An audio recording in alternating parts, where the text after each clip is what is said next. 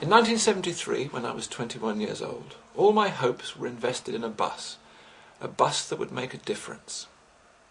It was a 1948 double-decker. It cost £360. It was my home, my gallery and my darkroom. I called it the Free Photographic Omnibus, and for 14 months I travelled about England in it, taking pictures. I'd done Latin at school and I knew that omnibus meant for all the people. I visited 22 different towns and cities and photographed 958 people. The documentary tradition to which I belong holds that each of us is unique, that we cannot be studied as representative types, and that we're all special. The Daily Mirror called the bus the Great Ordinary Show. I liked that. Parked up in shopping centres and on high streets, I developed and printed the pictures overnight, and when, next day, the people I'd photographed turned up to see how their portraits had turned out, I gave them to them for nothing. JRR 404 had spent most of her working life in Nottingham, and riding in her, I felt a bit like Robin Hood, redistributing to the people in the form of photographs wealth wheedled out of my sponsors' marketing and publicity budgets.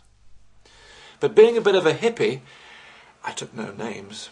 No labels, man. And of course, 25 years later, that made it very difficult when it came to finding people again. For help, I turned to local newspapers. Papers like this one, the Hartlepool Mail.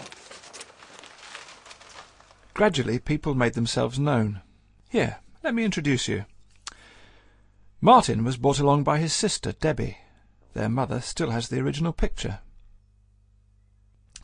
Philip came with a broken arm. His nickname was Fluff, because he couldn't yet grow a proper moustache. Peter came with his mother, Susie. It was a day out at the seaside, and she thought I was a beach photographer. Mary had just broken up with her husband and walked out on her family. She went to a jeweller's and had her ring cut off. "It's the best thing I did do," she tells me. Lynn the go-go dancer and her sister Stella. "I wore silver boots, platform boots," says Lynn. "And tassels," says Stella. Karen with a school bag, and Mum Barbara wearing a wig because her hair had fallen out when a perm went wrong. Florence was a cleaner and a life model. "I'm too old to be of any use," she says. "One of the dregs of this world, and now compost to be scattered somewhere over wild mountains and flowers, my hair to form frost and icicles over cherry and fruit blossom." Being found by having your photograph sprung on you when you open your evening paper can be upsetting. These 5 lads, boot boys they were in 1974, are mostly dads now with jobs to hold down, and at work they took a lot of stick. They kept coming across blow-ups of the photograph, stuck on toilet walls and drinks machines, cupboard doors, with sarcastic and rude comments written underneath. Phil Tickle, he's standing one from the right, he told me that when he opened his paper, he nearly choked. He thought, "They can't do that without asking your permission. Surely not." And in so many words, he sums up the central dilemma for all documentarists. The photographs have now taken on their own lives, travelling where they will. Once published, they forget their roots and gather coincidence in ways I could never control even if I wanted to. I follow them around from time to time, have a drink with them and try to explain something of their history. We've been all over.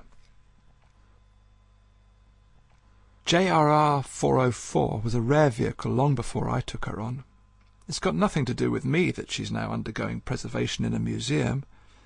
Those working on her, and those who come to stare on open days, know nothing of her experiment with alternative living. That for a brief twinkling moment she dropped out, did her own thing, tried to change the world and became the free photographic omnibus. Once I was at the wheel. Now I realise that I was never more than just another passenger.